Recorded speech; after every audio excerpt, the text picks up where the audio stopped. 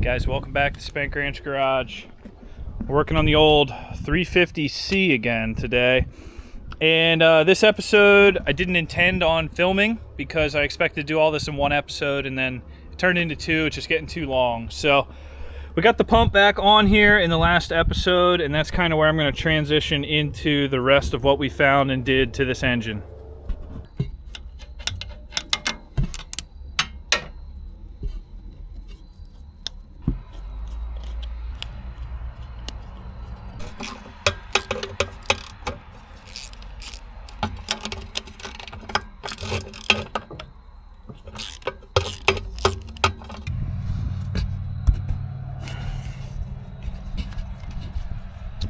We get lucky on this one. That never happens. You never pull this out by hand. I've never had that happen. Whoa. There's the problem, boys. The whole tip of the injector's gone.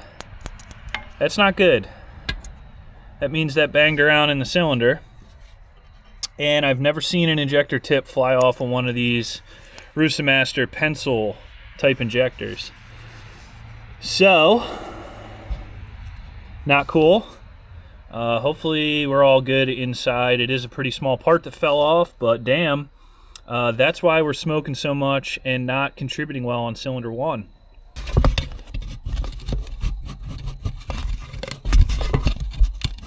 Wow, I've never had these come out by hand. Usually you really got to get in there. So that's what a tip is supposed to look like. Cylinder two looks okay.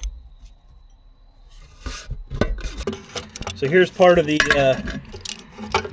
this is not a how-to channel, this is for entertainment. You probably shouldn't grab this with a slide hammer, but I do have a replacement top T-piece for this if I need it. So we're just gonna...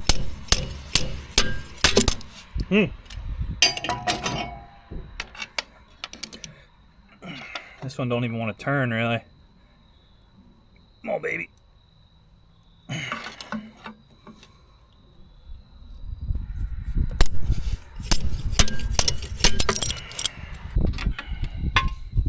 Alright, I got number 3 out. See, it's got a pretty good carbon ridge on the seal here. It's probably been blowing around that a little while. We'll have all new seals for this ready to go when we put it back together. Yeah, seal's actually broken and snagged. Oh no, the injector tip's broken off. Oh no.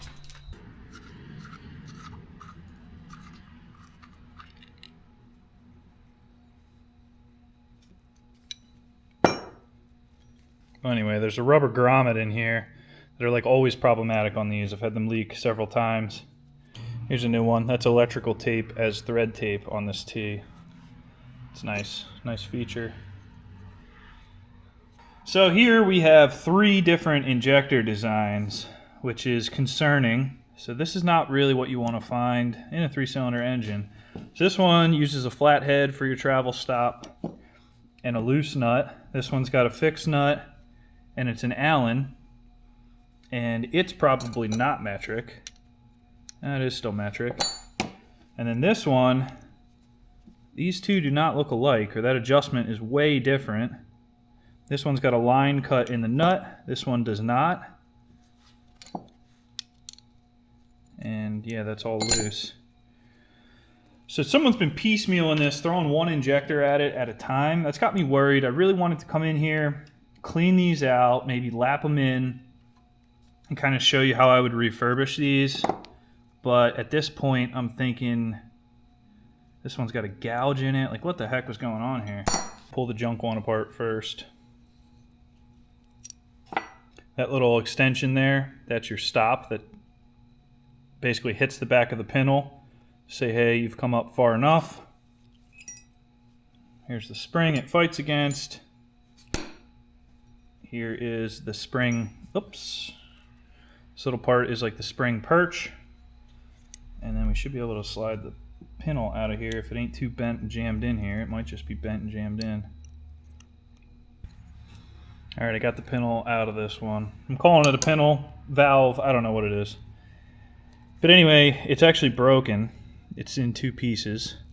So this thing has seen some trauma. The way these work is pretty cool. So The way this is necked down is, so basically you'll see your fuel delivery comes in through here, right? And that about lines up with where this is necked down. Now the diameter of this is greater than this, so when you apply pressure to this, you get an imbalance and it wants to bring this up. So force it up into the spring. Then once that forces it up into the spring, that uncovers the nozzle down here and fuel flows this way. And then you have that limit stop right here, so this can only come up a tiny bit until it touches this. And then typically the pressure drops and this will come back down, and it actually is a pulsating mechanism during injection, and you'll see that on the pop tester. You actually want the injector to chatter. That's intentional. It works better, it makes better atomization, whatever. So anyway, this stop here is on a really, really fine thread, and I think you actually bottom it out and then move it up like a half a turn or something. So this pintle is not moving much at all. It's microscopic movements to get you a nice fine atomization pattern. Now I really don't know what happened to this injector. You know, the tip is blown off, the pintle's broken, everything was bound up and jammed. All right, so we got number 3 injector on the China Pop 3000 here. I would never recommend this tool. It is such a pain in the butt. Every time I got to use it, it needs a full disassembly and rebuild. But anyway, this thing starts to leak around 2,700 pounds.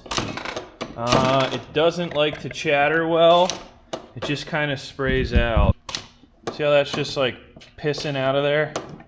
Really, you'd like to see a much better on-off than that. I'm not sure what you guys can see there, but she really doesn't want to chatter. Here's cylinder 2, totally different characteristic. Hear how that's got a nice chatter to it? And it's popping right about 2,800, which is what you'd expect for a used injector. Maybe you guys can see it a little better without a white background bucket. Right, nice atomization. So that injector is actually really good. All right, new injectors are here. I ended up going to agkits.com. They had these for a reasonable price. They are not genuine Standardine, but they do recommend these and they say they stand behind them. So we'll see. I at least got 3 brand new ones, so we'll have 3 matching injectors now, which will be a big upgrade for this machine. I want to pop test these right out of the box and see how they perform. Make sure I'm happy with them.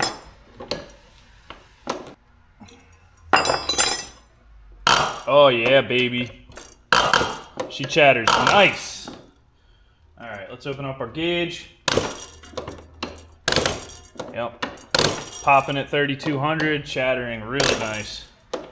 That's excellent. Man, these things are spot on. 3,200 pound pop, nice chatter. I'm really happy with these. Even have calibration marks on the top. Everything's ready to go. Also, you don't have to take the injector apart to put the nuts on. I feel like some people feel like you got to pull this nut off. Once you pull the seal out, you don't. And then I have new seals to drop in here. R79605. Your dealer probably has these in stock. They're that common. I ordered 7 of them because I got a 4-cylinder to do as well. After this, let's drop your nut on first, then the seal. Then you can bring the nut up over the seal like that. And then this all goes together. This compresses that seal into there and you'll have a leak-free connection. All 3 machines, all 3 John Deere machines that I have, these were leaking when I bought it, so it's very common to have to replace these.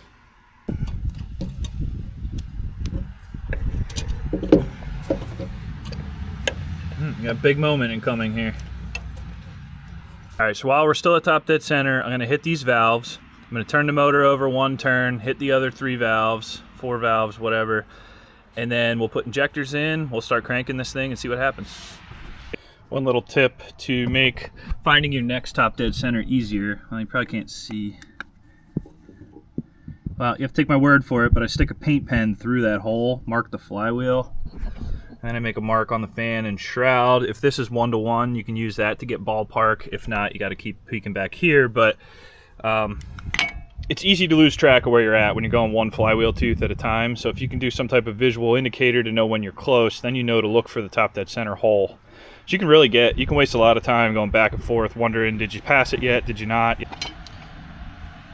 There's a ground strap on top of your fuel shutoff solenoid right here. And that's supposed to connect to this bolt hole that probably broke taking it apart. These are very fragile, but it's no problem. Just a quick wire jumper, doesn't have to be pretty. Loop it right back to itself like that. You're good to go. If you ever have one of these that won't start and you go to put the fuel solenoid on, or you go to add power to the fuel solenoid and it doesn't create a spark or anything, before you go replacing the solenoid, make sure that ground strap's not broken.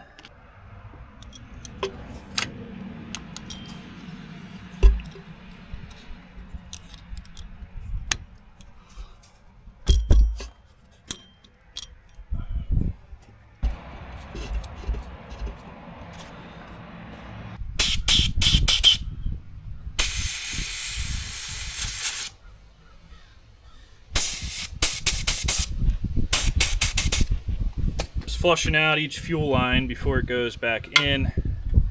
That way we know we're not introducing something preventable. New crush washers, they come with the rebuild kit. They come with like 16 of them because I think they're made maybe for 6 cylinders or V8s. Alright guys, we're all back together. I'm going to clip on our power, fuel solenoid. Let's give her a crank and see what happens. It's going to take a while to bleed these injectors out, but hope for the best, hope for a non-runaway. Gotta have a good luck soda first. I'm a little nervous, but I think it's gonna work. But we'll just have to try it and see. That's the only way to find out.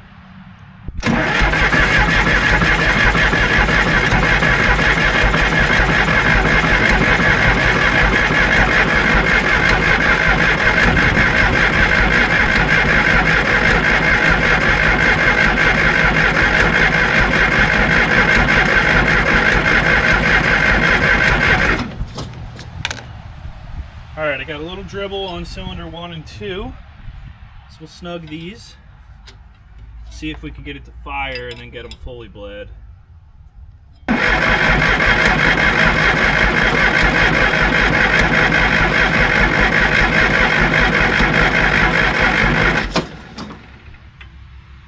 Not seeing a whole lot of action here. I did get a couple puffs of smoke. You guys see that valve there? I closed that when I pulled the pump off and I forgot about it. So no wonder we're having priming issues, you freaking idiot. All right, round 2.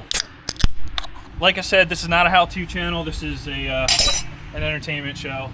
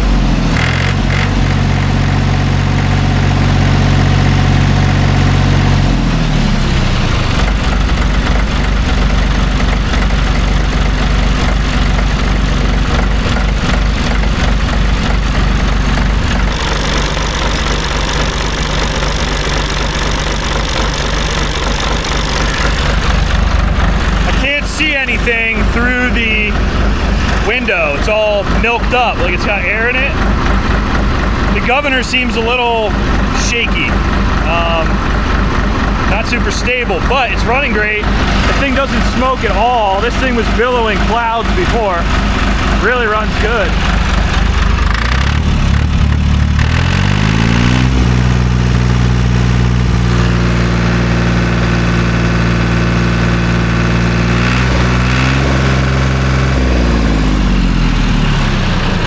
really purrs. That's nice. This is kind of a shame for you guys, but I did get to see it. So our timing window, unfortunately the gasket just blew out the back of it. I didn't really expect this thing to hold up, but you could see that timing mark on the cam right there rising up to this one at higher RPM and higher load. So everything's advancing as it should.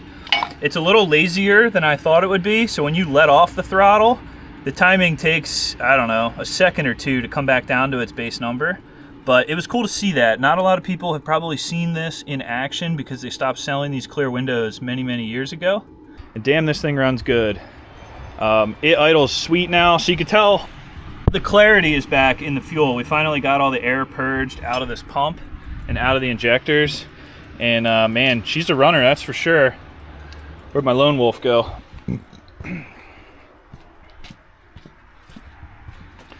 We'll see how she starts. Let's see how it starts. Right on, baby. Right on up. It's the smoothest 3-cylinder I've ever heard. Beautiful. All cylinders are contributing perfectly. Unfortunately, we're really spraying out of here, so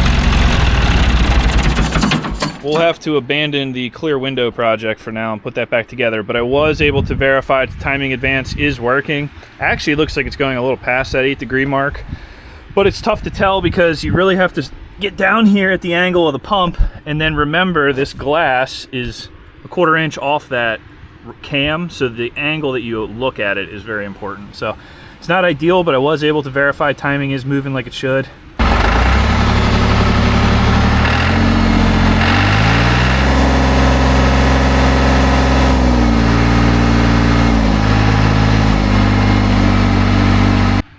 Well guys, that was very short-lived.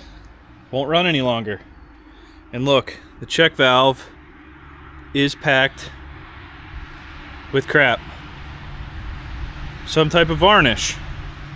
Where did that come from? I have no idea. How did it get through the filter? I have no idea. So I'm gonna see if I got a filter for this. We're gonna throw a fresh filter in. Maybe this filter is compromised, and I gotta work on cleaning this check ball out again. Brand new check ball, clogged with crap. This thing maybe ran 10, 20 minutes maybe, and we've got crap. So it didn't look like governor ring, but it could have been. But where would that come from? I had this pump almost entirely apart. Everywhere that governor ring could get, I had a part. So we got to go back to the drawing board a little bit here, but we'll get this figured out.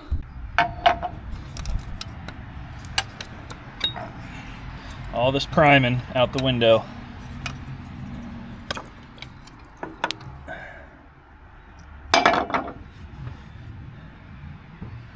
Throw a freshie in here.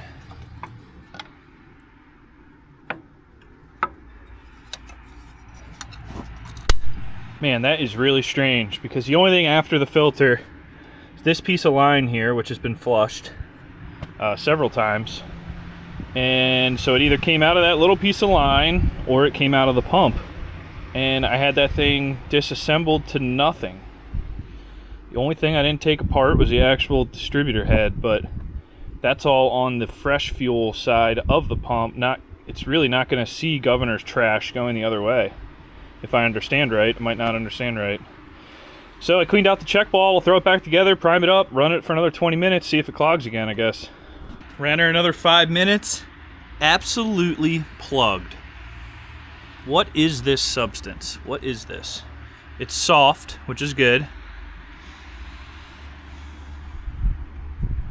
I mean, it kind of just feels like, I don't know, it just feels like varnish, you know. There's nothing really substance to this. It kind of rubs away to nothing when you rub it. So it's not going to damage anything, but it is plugging this ball and overpressurizing the pump and shutting her down. That is crazy. Where could that be coming from? Could it all be in that short section of steel line between the filter and the pump, and it's just breaking loose and entering? It can't be. I mean, I'd say it can't be in the pump, but who knows?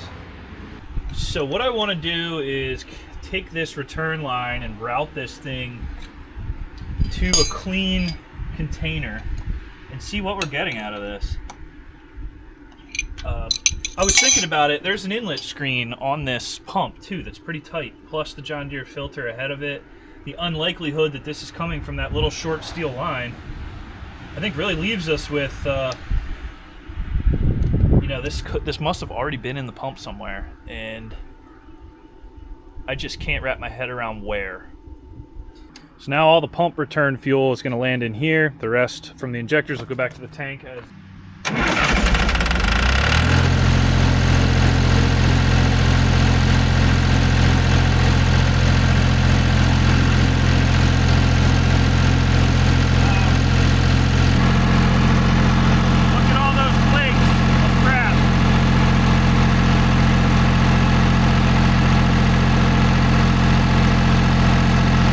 As expected, but not what I would like to see. Not sure, yeah, you guys can see that. See that particulate in the bottom there? It's more of that red-brown crap. It's coming out of the pump. That should not be coming out of the pump. So, I'm just going to continue to do this until there's no more left. I'm pretty confident it's not coming from anywhere else but the pump, but I am appalled at how this much dirt could still be in there after having it this far apart. So, I got a lot to learn here. I'm definitely curious what you guys think about this because I am fairly perplexed on this one.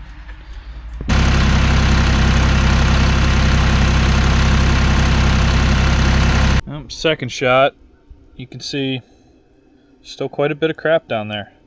Starting to second guess my understanding of some things right now. All this fuel from flushing just goes into my waste heater anyway, so it's not really a waste. I'd have to buy fuel for this. Fire it off anyway. Yeah, there's the gold we're panning for, but it's not gold. Another 60 seconds and another pile of crap on the bottom.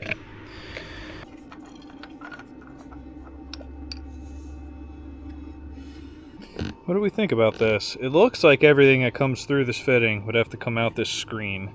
Which this screen is too fine to be letting things like that in. But there is functionality down here where I believe a valve opens or something related to case pressurization. It potentially bypasses the screen, but that doesn't sound like a good idea. I don't know. Top of the pump off again, see if we're seeing a buildup in here. Or maybe any more clues where this crap is coming from. Yep, I see some in there. So that pump is totally full when operating, as kind of as I expected. Yeah, there is some schmoo down there. Schmooerton.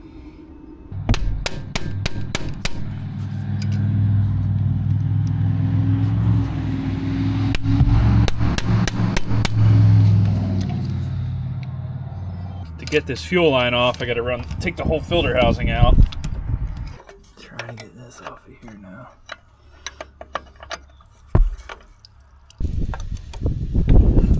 Alright. Really thinking this ain't the issue. I mean, I can look down there, that thing looks shiny. I don't know, we'll blow some stuff out of it and see, but I don't think that's our issue.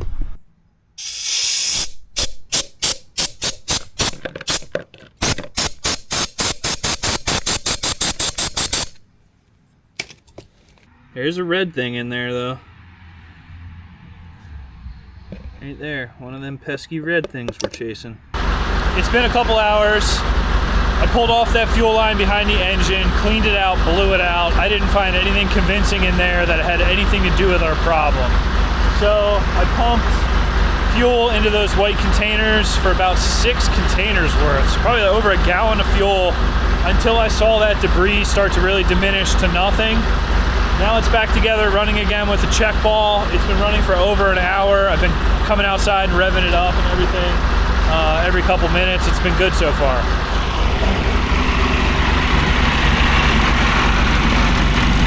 Look at how clean this thing runs.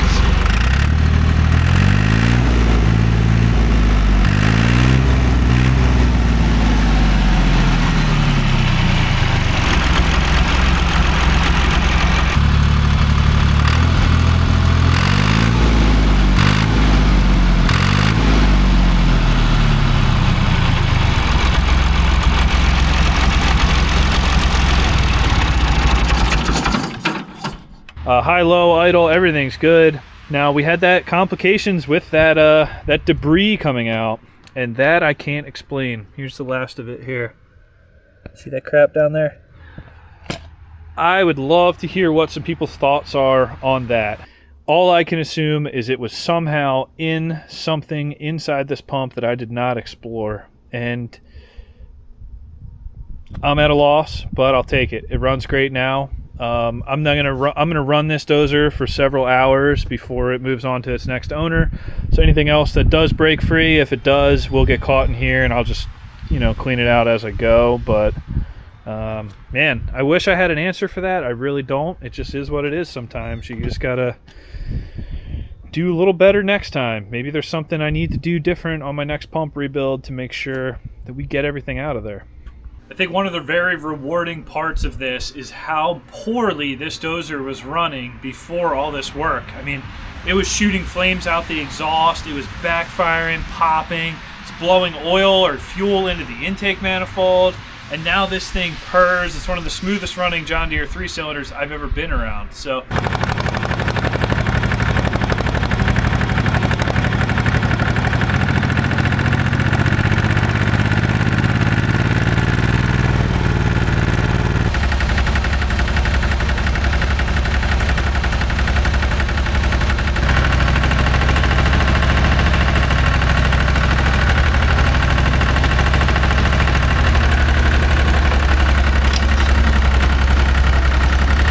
alright guys, so that's all we got for this video. Just really intimidated to take apart an injection pump and rebuild it myself, because everyone always says send that to a diesel shop, send it to a diesel shop, and I understand that that is the best move for some, but I wanted to learn how they work, how to fix them so I could do it in the future, so I don't need to rely on others. And that's the whole point of these old machines, is everything on them is user serviceable to most extents.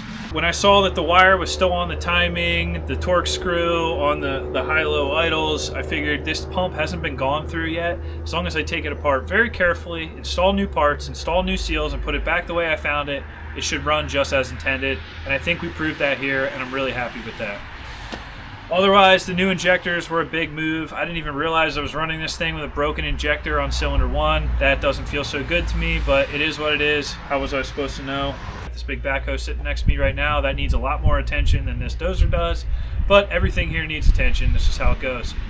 As always, thank you for watching Spank Ranch Garage. Let me know what you think down in the comments. I'll see you next time.